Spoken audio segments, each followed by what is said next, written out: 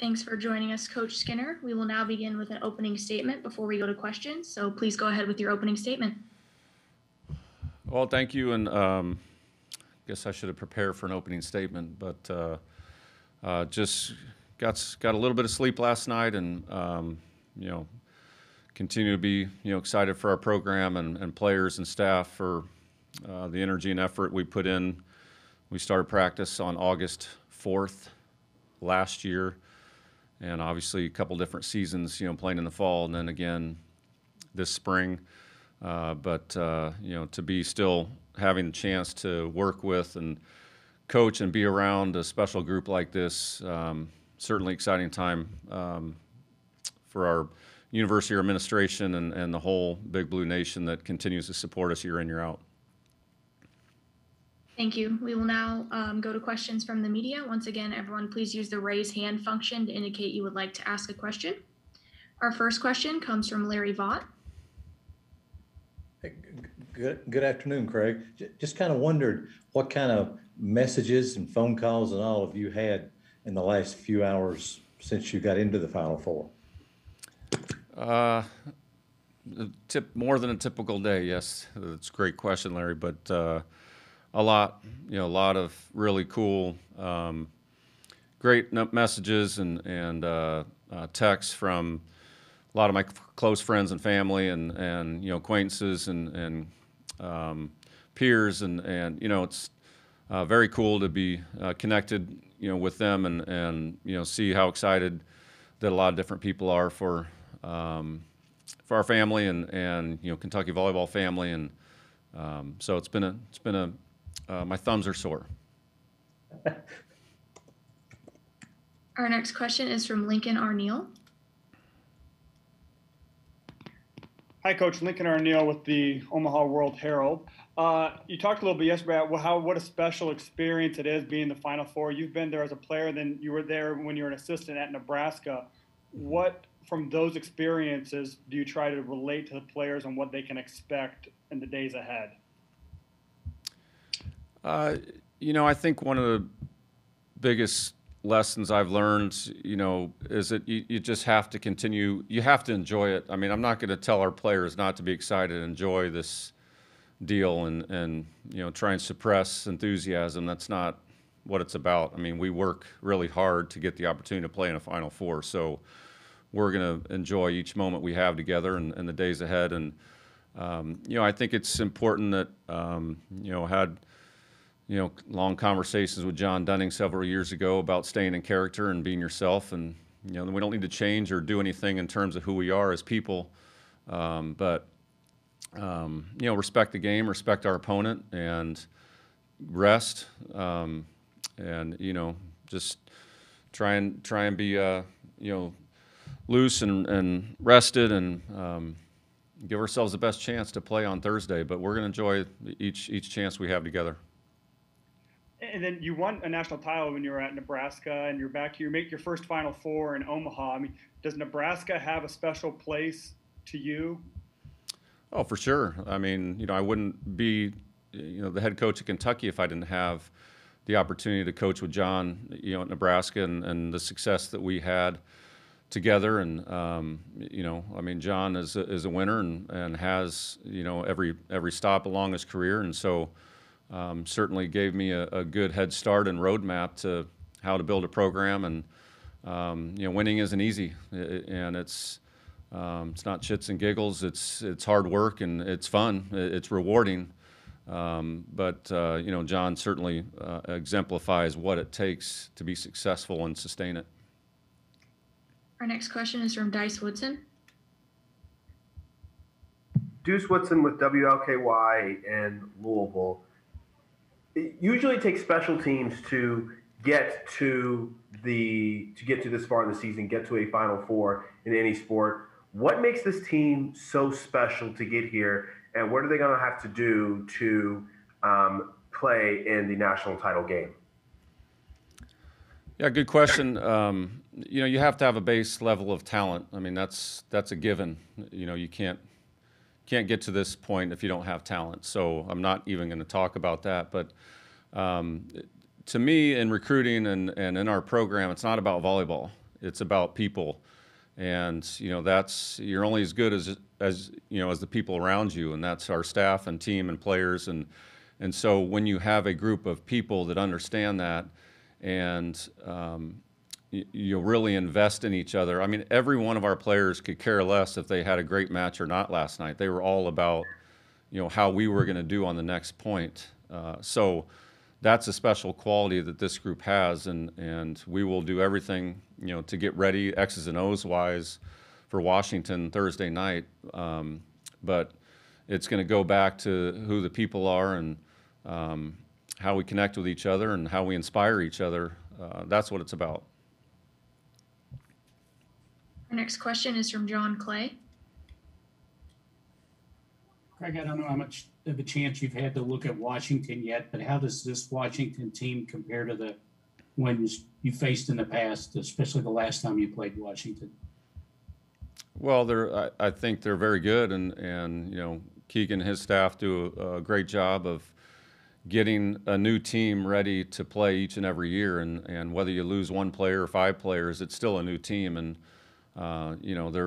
they're very competitive. They have good arms. They play good defense. They block well. And going back to the last question, I mean, they have obviously a baseline of talent that helped get them here. But they, have established themselves as a great program and a great culture, and they play great defense and have good arms. So, I think it's a great matchup, I think, for both teams, because both teams don't necessarily have to rely on offense or defense. They can be successful on both sides. Our next question is from Eric Olson. Yeah, Craig, you'd mentioned in your opening comments that, you guys have been going at it since August, and Texas has been as well. But then you look at Wisconsin and Washington, and they're here, and they've only played the winter/spring season. Could you discuss how tough mentally is it for a team that's been grinding since August? And does it make any difference at this point with regard to whether you played, in the fall on top of the spring? Yeah, I don't think at this point it matters. We have 5 days left. All of us can pull within and get through 5 days. I don't think that's going to be an issue. I'm really glad we had the chance to play in the fall. I'm really proud to represent the Southeastern Conference and the leadership, starting with Greg Sankey and Mitch Barnhart, our AD, and administrators in our league, to push to play in the fall. I don't know what we would have done with our time all fall and then tried to play in the spring. As a staff, we consciously made the decision throughout the year we were going to give us plenty of time off, whether that was a couple weeks here or a couple days during the week or even a couple months. We really took off and empowered and trusted our team to stay in shape from November, December, and part of January. So it is tough. It has been tough, and no one can say it's been easy. This group in particular is very mature and very understanding of situations and can push through. And were there moments we would probably rather have a few days and not think about anything and go be with our families and friends and not think about volleyball? For sure. But like you said, at this point, whether it's us or Washington or Texas or Wisconsin, it doesn't matter what we've played prior. Everyone's going to be ready to compete on Thursday. Our next question is from John Huang, Nolan Media, justthecats.com. Craig, I've heard you tell your team that they need to be focused, but to have fun also. How good are you at heeding your own advice? You're kind of inscrutable in your demeanor. It's hard for me to tell whether you're having fun or not. Isn't that the goal, right? You got to keep a poker face. I'm loving every minute of this. This is awesome. I love working with our staff and you can't seek happiness. I mean, happiness is fleeting, and so am I happy? Am I enjoying it? Yes. I think it's more about fulfillment and working hard to achieve something or learning something or trying something new and challenging yourself to do things. Those are fulfilling things, and I think that we're going through a fulfilling moment and understanding how hard it's been. And so at the end of the day, we're going to look back and just smile. I think all of us woke up smiling. How can you not, feel good about where we are right now? And when the time comes to prepare for Washington, we'll get after it. But, will I have some happy days playing some golf and sitting on the soccer field watching my daughters play soccer and my wife coach and watch my son play baseball? Can't wait to do that. But I'm certainly enjoying this chance today. Our next question is from Josh Moore, Herald Leader. Hey, Craig. Washington's lost. I mean, they've kind of, I guess, not to say you guys haven't been challenged, but they've had some pretty grinded out matches in the tournament, and it's been a while since you all lost a set. How does that just from just evaluating kind of both teams going in, how does that kind of shake up how you guys approach this last game, and maybe how they might be coming into it? Yeah, good question. I mean, I think you have to break it down into moments. We were, the first set last night, it goes different direction. Who knows where we are? But we knew the situation. We knew that Purdue was playing really well. They got some breaks and had us down 5 or 6 points. And so even though we haven't gone past 3 sets, we've been, tested and challenged. And so I think if you look at the big picture of how many games we played, how many sets or how many losses, you think, you could point to a lot of different things and say, well, that compares to this and this might add up to that. The comparison game, to me is a slow, painful death. And so, we all year long have really done a great job of staying present. And, I think that's all we can do. I can add up things and come up with a solution, but I don't think it matters, to be honest with you. Our next question is from Robbie General. Hey, Coach, this is Robbie General from the Muncie Star Press. I guess Muncie. Looking across the bracket and seeing Coach Sheffield there, I mean, how surreal of a moment is that, just to see both of you guys kind of on this stage after knowing each other for so many years?